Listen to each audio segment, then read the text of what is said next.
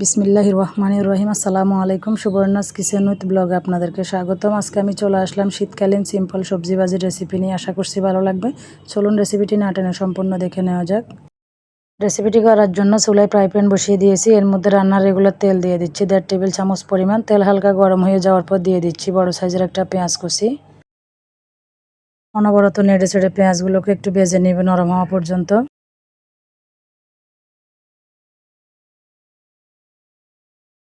পেঁয়াজগুলো ভেজে নেওয়া হয়ে গিয়েছে। এই পর্যায়ে দিয়ে দিচ্ছি স্বাদ মতো কাঁচামরিচ ফালি। আমি জালের জন্য অ্যাড করেছি, সেজন্য মাঝখান থেকে কেটে দিয়েছি।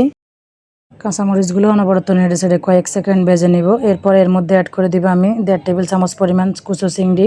একেবারে ছোট চিংড়িগুলো নিয়েছি, আপনাদের হাতের কাছে না থাকলে না দিলেও চলবে, তবে চিংড়ি মাছ দেওয়ার চেষ্টা করবেন, এতে করে সবজিগুলো খেতে ভালো লাগবে।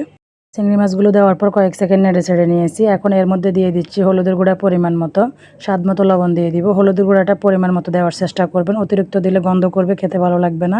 চুলার আঁচ এই পর্যায়ে মিডিয়াম লোয়ের মাঝামাঝিতে আছে। হলুদের গুঁড়া এবং লবণকে কয়েক সেকেন্ড নেড়ে ছেড়ে নিয়েছি, এতে করে ভাজির কালার সুন্দর হয়। এখন দিয়ে দিচ্ছি এখানে আমি ফুলকপি এবং শীতকালীন যে সিম, এগুলোকে আমি কুচি করে কেটে নিয়েছি। আপনারা আপনাদের পছন্দ মতো কুচি করে নেবেন।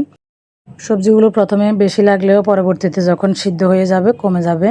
এখন আমি একটু নিচ থেকে আলতোভাবে নেড়ে দেওয়ার চেষ্টা করতেছি। চুলার আঁচ কোনোভাবে বাড়িয়ে রাখবেন না, মিডিয়াম লোয়ের মাঝামাঝি করে রাখবেন, এতে করে সবজিগুলো ভালোভাবে সিদ্ধ হবে, নিচ থেকে লেগে যাওয়ারও চান্স থাকবে না। সবজিগুলোকে মিশিয়ে নেওয়ার পর এখন আমি ঢাকনা দিয়ে ঢেকে রেখে দিব 5 মিনিটের জন্য। 5 মিনিট পর ফিরে আসলাম। সবজিগুলো অনেকটা কমে গিয়েছে। চুলার আঁচ কমিয়ে রাখলে সবজিগুলো এমনিতে সিদ্ধ হয়ে যাবে, এক্সট্রা পানির কোনো প্রয়োজন পড়বে না।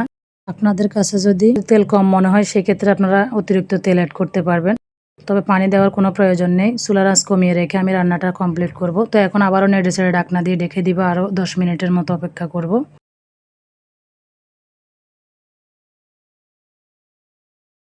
10 মিনিট পর ফিরে আসলাম। এর মধ্যে আমি আরও একবার নেড়ে দিয়েছি।